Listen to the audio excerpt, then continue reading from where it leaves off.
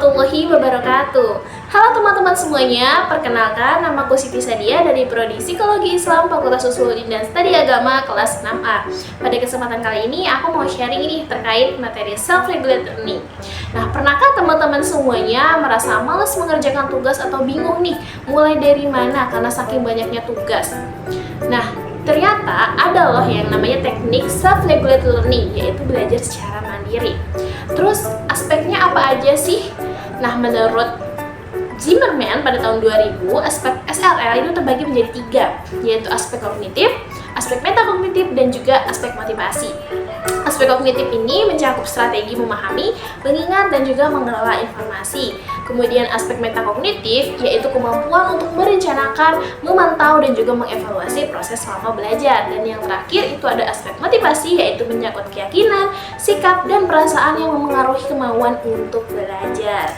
Nah, terus apa sih definisi dari self-regulated learning? Yuk kita sama-sama belajar. Jadi, menurut Zimmerman pada tahun 2000, self-regulated learning adalah proses aktif dan sadar diri di mana pelajar mengatur pikiran, perasaan, motivasi, dan perilakunya untuk mencapai tujuan dalam belajar. Nah, terus faktor-faktor apa aja sih yang mempengaruhi SRL? Jadi, faktor yang mempengaruhi SRL ini terbagi menjadi 2, yaitu faktor internal dan juga faktor eksternal. Nah, faktor internal ini mencakup pengetahuan, motivasi, kemauan, jenis kelamin, dan juga kecerdasan. Nah, yang kedua itu ada faktor eksternal yang mencakup faktor keluarga, sekolah, dan juga teman sebaya. Nah, terus aku mau sharing nih tips and trik belajar secara mandiri. Nah, yang pertama itu ada planning atau rencana.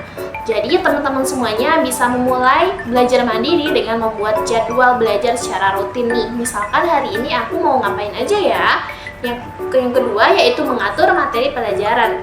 Jadi pelajaran apa aja sih yang mau kita pelajarin pada hari ini?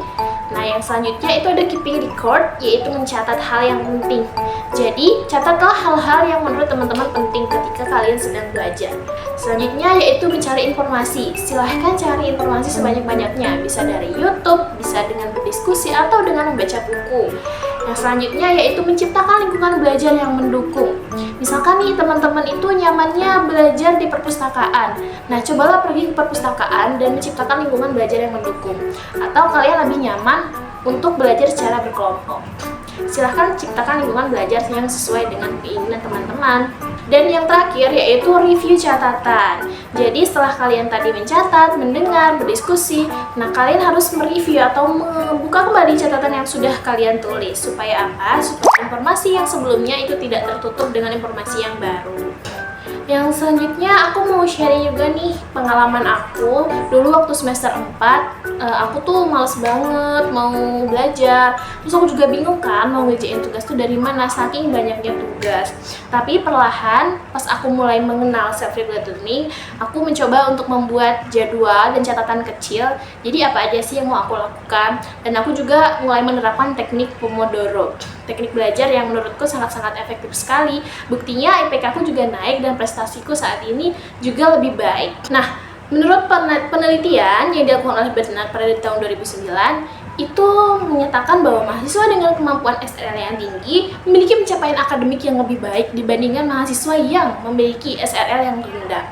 Kemudian penelitian yang dilakukan oleh Zimmerman pada tahun 2000 juga menyatakan bahwa siswa yang menerapkan SRL secara aktif dengan cara menetapkan tujuan belajar itu cenderung memiliki prestasi akademik yang lebih baik.